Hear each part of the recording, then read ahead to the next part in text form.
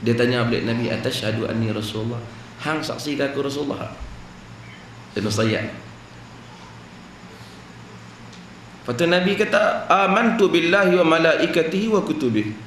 Aku beriman dengan Allah dan kitabnya dan malaikatnya dan kitabnya. Nabi kata. Pasal orang kata Ibn Sayyad ni tahu macam-macam. Tu Nabi tanya dia, "Ma tara?" Hang nampak apa? Orang duk kata nampak apa? Dalam hadis yang diriwayatkan oleh Imam Muslim, kata, "Ara arsyan 'alal ma." Aku nampak arash di atas air. Singgah sana di atas air. Dengan arash Tuhan.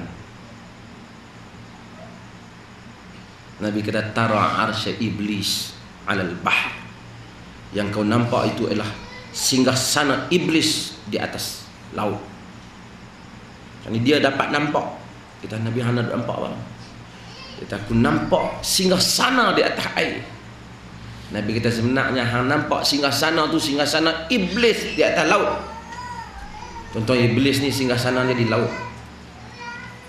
Iblis ni kepala dia tu hari tu hak lawan hak tak mau sujud pada Adam tu. Semua dia punya tentera-tentera dia ni apa? Syaitan lah. Azazil tak ada disebut dalam hadis yang sahih, tapi dalam riwayat Israiliyat kata nama dia Azazil. Tak tahulah nama dia Azazil ke. Tak ada dalam hadis. Macam juga Israel tak ada hadis sebut nama malaikat maut Israel, tapi Israiliyat kata namanya Israel. Yahudi kata namanya Israel. Mungkin Yahudi ambil daripada buku dia, atau Yahudi ambil daripada mana. Tapi iblis ni di atas air. Dalam hadis Bukhari pun ada. Wa kana arshuhu 'alal ma' 'alal bahr. Arash tadi di mana air itu tak tahu. Ada orang kata di Bermuda Triangle dia itu dia punya hal lah. Benar ke tidak kita tak tahu. Tapi arash iblis, singgah sana iblis memang di laut. Semua setan-setan ni pergi menghadapnya di sana.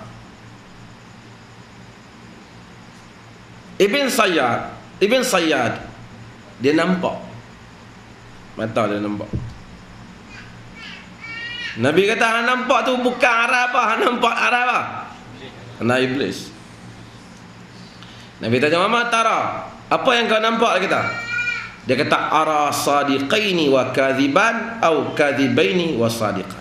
Aku tengok dua orang pembohong dan satunya orang yang cakap benar, dua orang cakap benar ataupun dua orang cakap benar, ataupun dua orang cakap benar, seorang pembohong. Dia kata dia tak huraikan apa maksud dia. Faqala Nabi sallallahu alaihi wasallam lubisa alaihi. Dia ni keliru ni. Maksud setan bagi dia keliru.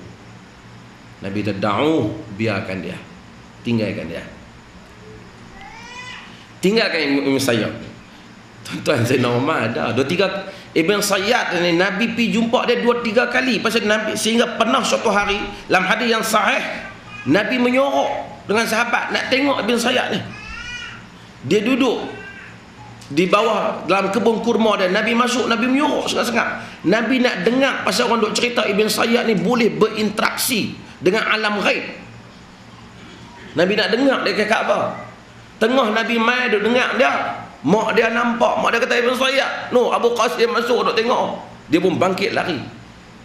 Nabi kata kalau mak dia tak peringat dia tadi, kita boleh dengar dengan siapa dia berinteraksi.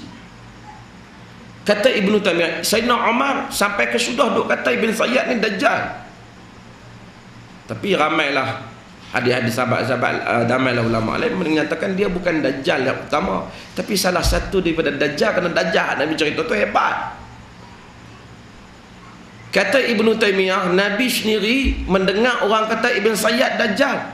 Dia pergi tengok 2-3 kali. Nabi pergi tengok dia untuk memastikan. Nabi pun tak kata apa pada peringkat awal, sehingga apabila Sayyidina Umar kata aku nak pancung dia, Nabi kata biar. Kalau sekiranya dia Dajjal, kau tak mungkin boleh bunuh dia. Dan jika dia bukan Dajjal, tidak ada kebaikan, tak ada faedahnya kita pergi bunuh dia. Sebab apa nak pergi bunuh dia? Tapi tak apalah, yang penting cerita Ibn Sayyad ni sehingga ulama berbagai susah nak buat kedudukan tentang Ibn Sayyad ni. Tapi saya nak cerita Abi Sa'id Al-Khudri apa cerita dah.